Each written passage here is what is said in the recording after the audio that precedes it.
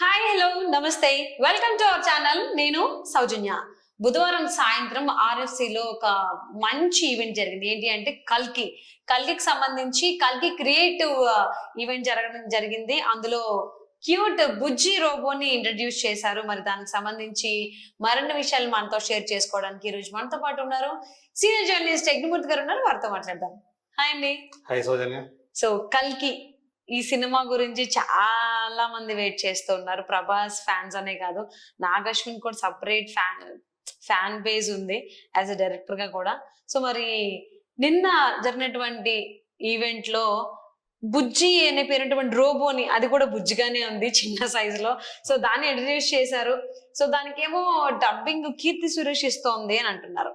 So దీనికి updates ఏంటి? ఎన్ని లాంగ్వేజెస్ లో కీర్తి సురేష్ డబ్బింగ్ ఇస్తున్నారు బుజ్జి రోబోకి? ఫస్ట్ ఆఫ్ ఆల్ అంటే కల్కి 2898 AD అనే సినిమా ఒకటి తెలుగులో తయారవుతుంది అంటే నమ్మశక్యం కావట్లే మనకి. అంటే ఒక తెలుగు సినిమా సైన్స్ ఫిక్షన్, గతంలో మనకి ఒక సైన్స్ ఫిక్షన్ ఫిల్మ్ వచ్చింది ఆదిత్య 369. సో సంగీతం శ్రీనివాసరావు గారు లాంటి ఒక లెజెండరీ డైరెక్టర్ రూపొందించినటువంటి ఆ సినిమాలో నందమూరి బాలకృష్ణ హీరోగా అద్భుతంగా యాక్ట్ చేసి మెప్పించారు. అందులో టైం ట్రావెలింగ్ ఉంటుంది, వెనక్కి వెళ్తారు, శ్రీకృష్ణదేవరాయల కాలం నాటికి వెళ్తారు. ఆ రోజులో కూడా ఆయన గొప్పగా మెప్పించారు. సో నిజంగా అది ఒక కల్ట్ క్లాసిక్. అది తెలుగులో సైన్స్ ఫిక్షన్ సినిమాలు చాలా చాలా తక్కువ. సో అంటే ఏజెంట్ సినిమాలు, గూఢచారి సినిమాల్లో కొంచెం ఆ సైన్స్ ఫిక్షన్ ఉంది కానీ, బట్ ఆ సినిమా ఒక బెంచ్ మార్క్ లాంటిది. సో ఇప్పుడు చూస్తే ఇన్నేళ్ల తర్వాత ఇప్పుడు కల్కి 2898 AD అంటారు. అంటే ఇప్పుడు మనం ఏ సంవత్సరంలో 2024, అట్లాంటిది 2898వ సంవత్సరం నాడు ఎలా ఉండబోతుంది ప్రపంచం అనేది ఊహించి నాగ్ అశ్విన్ సో తన 3వ సినిమానే ఈ రేంజ్ లో ఒక గ్లోబల్ మూవీగా కల్కిని రూపొందించడం అనేది తెలుగు వాళ్ళందరికీ ఫస్ట్ ఆఫ్ ఆల్ గర్వకారణం అని చెప్పాలి.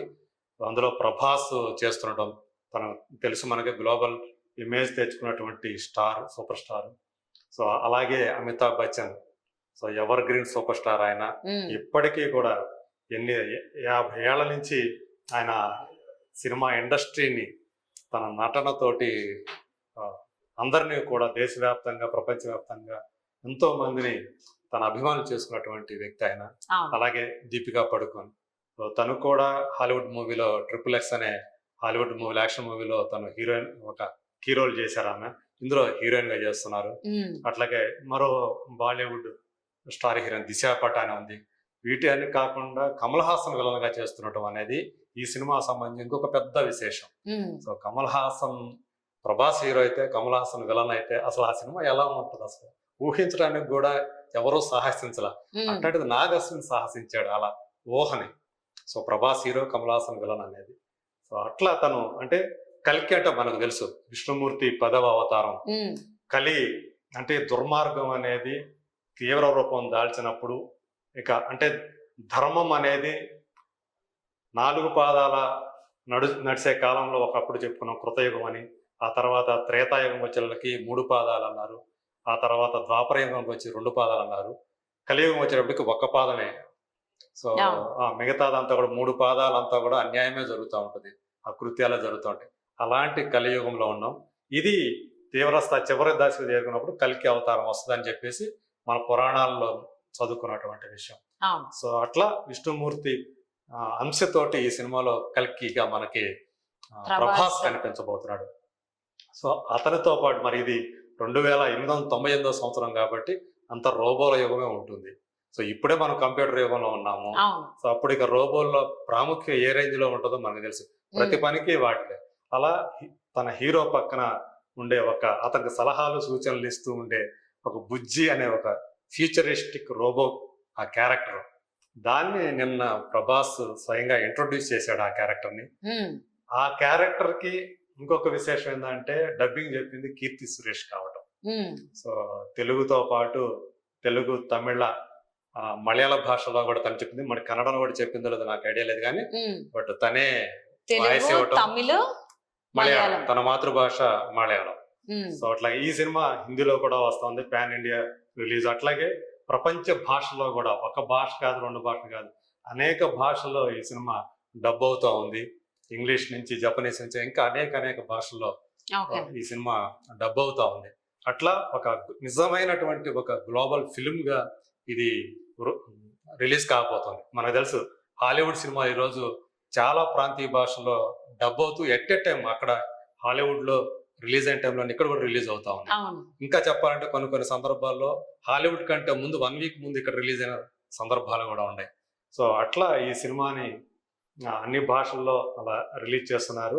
నిన్న అంటే నాగ్ అశ్విన్ ఇప్పుడు ఏది చూసినా కానీ చాలా కొత్తగా ఆలోచిస్తున్నాడు.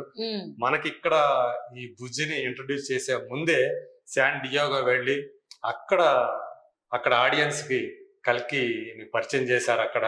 సో కమల్ హాసన్, అమితాబ్ బచ్చన్ వెళ్ళలేదు కానీ కమల్ హాసన్, ప్రభాస్, అట్లాగే వైజయంతి మూవీస్ అధినేత అశ్విని దత్, స్వప్న దత్, ప్రియాంక దత్, దీపిక వీళ్ళందరూ వెళ్ళారు. సో వాటికి సంబంధించినటువంటి విజువల్స్ ఇవన్నీ కూడా నిన్న ఆ ఈవెంట్ లో, క్రియేటివ్ ఈవెంట్ లో మనకు చూపించారు. ఇంకొక విశేషం ఏమిటంటే ఏదైతే నిన్న ఆ ఈవెంట్ లో ఆ బుజ్జిని తీసుకొచ్చిన కార్ ఏదైతే ఉందో ఆ కారుని ఆనంద్ మహేంద్ర కంపెనీకి సంబంధించినటువంటి టెక్ మహేంద్ర అధినేత అయినటువంటి ఆనంద్ మహేంద్ర దాన్ని ఆయన కంపెనీ తయారు చేసి ఇవ్వటం. సో యాక్చువల్ గా 2 years బ్యాక్ ఆయన సపోర్ట్ కావాలి, ఎందుకంటే ఈ సినిమాలో చాలా వెహికల్స్ ఉంటాయి, ఆ వెహికల్స్ కి మీలాంటి ఒక టెక్నికల్ ఎక్స్పర్ట్ సేవలు మాకు అవసరం అని చెప్పేసి నాగ్ అశ్విన్ ట్విట్టర్ లో ఆయన్ని అర్థించిన తర్వాత ఆయన వెంటనే దానికి రెస్పాండ్ అయ్యి ఖచ్చితంగా చేస్తామని అంటాం. నిజంగానే తనకు ఏదైతే నాగ్ అశ్విన్ వాళ్ళని అడిగాడో అదంతా కూడా ఆ టెక్నికల్ సపోర్ట్ ని ఆ వెహికల్స్ కి సంబంధించినటువంటి ఈ సినిమాలో ఉపయోగించినటువంటి వెహికల్స్ కి చాలా వరకు మహేంద్ర కంపెనీ వాళ్లే ఆనంద్ మహేంద్ర సౌజన్యం తోటి తయారైనవే కావటం ఇక్కడ విశేషంగా చెప్పుకోవాలి. సో అట్లా ఈ సినిమా సంబంధించిన విశేషాలు చాలా ఉన్నాయి. సో ముందు అంటే సినిమా జూన్ 27న రాబోతుంది. యాక్చువల్ గా మే 9న రావాల్సిన సినిమా అది. సో తప్పనిసరి పరిస్థితుల్లో ప్రమోషన్ కి అట్లాగే మిగతా వర్కులకి అసలు టైం కావాలనే ఉద్దేశంతో జూన్ 27కి దాన్ని పోస్ట్ పోన్ చేశారు. సో ఇంకేముంది, ఇంకా ఒక 4 రోజులు. సో 4 రోజులు మనకి కల్కి లాంటి ఒక గొప్ప సైన్స్ ఫిక్షన్ ఫిల్మ్ అది కూడా తెలుగు నుంచి రావటం అనేది చాలా సంతోషించాల్సినటువంటి విషయం, గర్వించాల్సినటువంటి విషయం. తెలుగు ఫిలిం ఇండస్ట్రీని ఒక టాప్ లెవెల్ తీసుకెళ్ళినటువంటి సినిమా బాహుబలి. సో అది డైరెక్టర్ రాజమౌళి. సో అందులో యాక్టర్ ప్రభాస్. ఎంత టాప్ లెవెల్ కిల్లర్ అందరం చూసాము. నెక్స్ట్ అదే లెవెల్ లో వస్తున్నటువంటి సినిమా కల్కి 2898 AD. సో దానికి డైరెక్టర్ గా నాగ్ అశ్విన్, మళ్ళీ సేమ్ యాజ్ ప్రభాసే ఉన్నారు ఇందులో.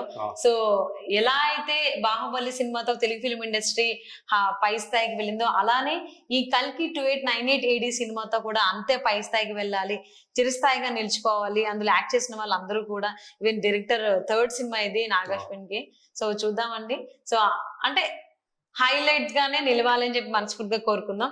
థ్యాంక్ యూ సో మచ్ అగ్నిమూర్తి గారు. Thank you.